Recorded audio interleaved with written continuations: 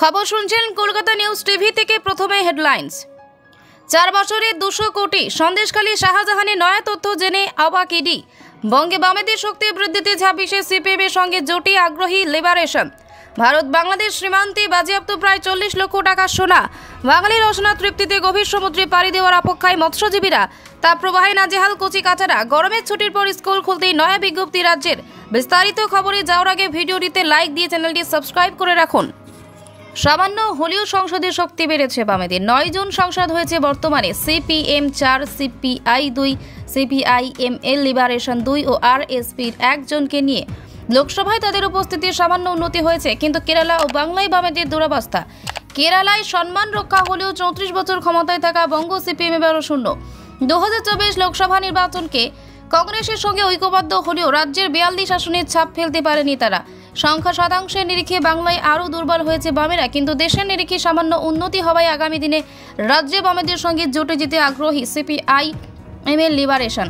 বিশেষ করে আলাপ আলোচনার মাধ্যমে অন্যতম বাম শরিক সিপিএম রাজি থাকলে একসঙ্গে তারা হাঁটতে পারে। মঙ্গলবার বিকেলে ইটিভি ভারতকে সিপিআইএমএল লিবারেশন সাধারণ সম্পাদক দীপঙ্কর ভট্টাচার্য বলেন, একটা সময় কি খেটে খাওয়া গ্রাম বাংলার মানুষ সিপিএম নির্ভর ছিল, এখন তারা দূরে সরে গিয়েছে। তবে সামান্য হলেও শহরে নতুন প্রজন্মের মধ্যে বামপন্থী মনোভাব বেড়েছে। ফলে বামেদের যে অবস্থা তাতে শক্তি বৃদ্ধি করা প্রয়োজন। আগামীতে রাজ্যে বামেদের ঐক্যবদ্ধ হয়ে লড়তে হবে, তারা আগ্রহী আছে, বাকিটা অন্যান্যদের ওপর নির্ভর করছে। এবারে লোকসভা নির্বাচনে তৃণমূল বিজেপি বিরোধী ভোট ব্যাংককে এককাট্টা করতে আগ্রহী হয়েছিল বামেরা, কিন্তু কিছু মতাদর্শ সমস্যার কারণে সিপিএম এর আবেদনে সাড়া দেয়নি লিবারেশন।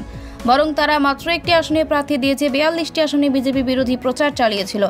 আদতে তাতে লাভবান হয়েছে রাজ্যের শাসক দল তৃণমূল কংগ্রেস, সে কথা স্বীকার করে নিচ্ছেন দীপঙ্কর ভট্টাচার্য। একই সঙ্গে তিনি মনে করেন বাম কংগ্রেস জোটের কারণে রায়গঞ্জ সহ কয়েকটি আসনে বিজেপি লাভবান হয়েছে। তা না হলে বিজেপিকে বঙ্গে 6টি আসনে নামিয়ে আনা সম্ভব হতো। দীপঙ্কর ভট্টাচার্য বলেন, আমরা 42টি আসনে প্রার্থী দিইনি ঠিকই, কিন্তু 42 আসনে বিজেপি বিরোধী প্রচার চালিয়েছিলাম। তাতে 12টি আসনে সীমাবদ্ধ থাকতে হয়েছে বিজেপির। একইভাবে এ রাজ্যে আমাদের মনে হয়েছিল এই মুহূর্তে বিজেপিকে পরাস্ত করতে পারে তৃণমূল, কিন্তু সিপিএম এর মনে হয়নি। বরং রায়গঞ্জ, পুরুলিয়া, বাঁকুড়ার মতো বেশ কয়েকটি আসনে বাম কংগ্রেসের ভোট কাটাকাটিতে বিজেপির সুবিধা হয়েছে। তাই আগামীতে বামেদের শক্তিশালী হওয়া প্রয়োজন। জমি দখল থেকে এলাকার সাধারণ মানুষের উপর নির্যাতন সহ একাধিক অভিযোগ উঠেছে শেখ শাহজাহানের বিরুদ্ধে। তদন্তে নেমে এনফোর্সমেন্ট ডিরেক্টরেটের গোয়েন্দারা এবার জানতে পারলেন শাহজাহান 4 বছরে প্রায় 200 কোটি টাকার সম্পত্তি তৈরি করেছেন। শেখ শাহজাহানের অত্যন্ত ঘনিষ্ঠ বলে পরিচিত শিবপ্রসাদ হাজরাকে জেরা করেই চাঞ্চল্যকর তথ্য জানতে পেরেছে ইডি।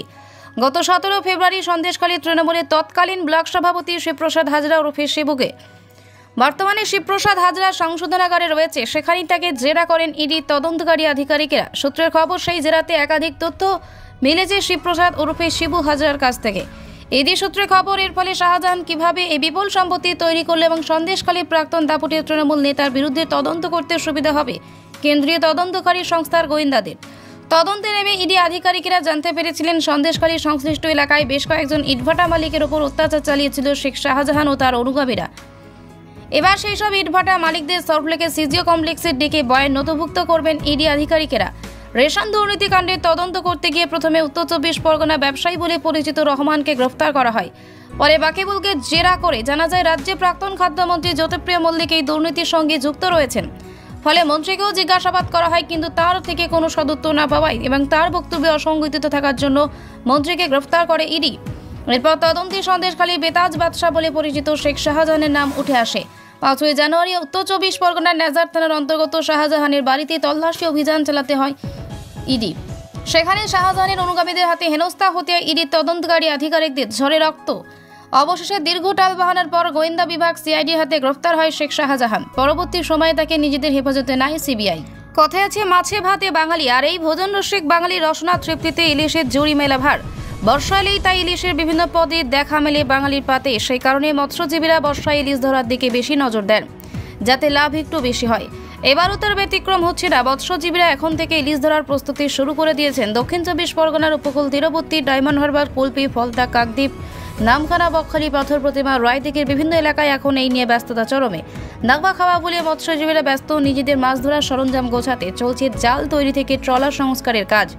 মৎস্য দপ্তর সূত্রে খবর, 15 এপ্রিল থেকে 10 জুন এই 2 মাস সময় পর্যন্ত মাছের প্রজননের জন্য গভীর সমুদ্রে মাছ ধরা নিষেধাজ্ঞা জারি থাকে। সরকারি নিষেধাজ্ঞা উঠে যাওয়ার পর 14 জুন থেকে আবার মাছ সমুদ্রে মাছ ধরতে যেতে পারবেন মৎস্যজীবীরা।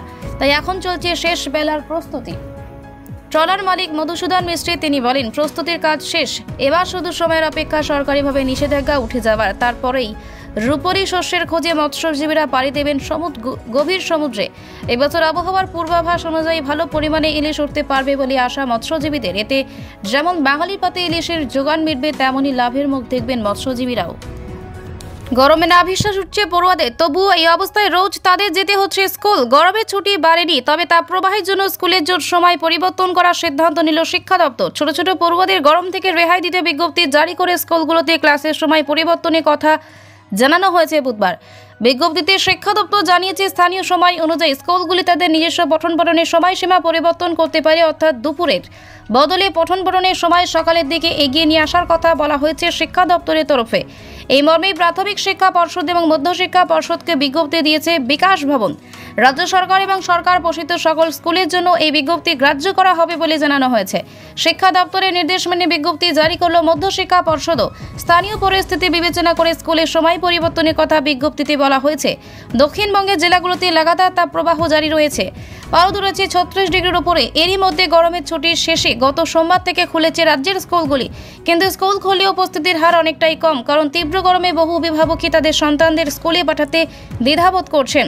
এছাড়া স্কুলে অসুস্থ হয়ে পড়ার ঘটনা সামনে এসেছে। সব দিক বিবেচনা করে নয়া বিজ্ঞপ্তি জারি করেছে রাজ্য সরকার।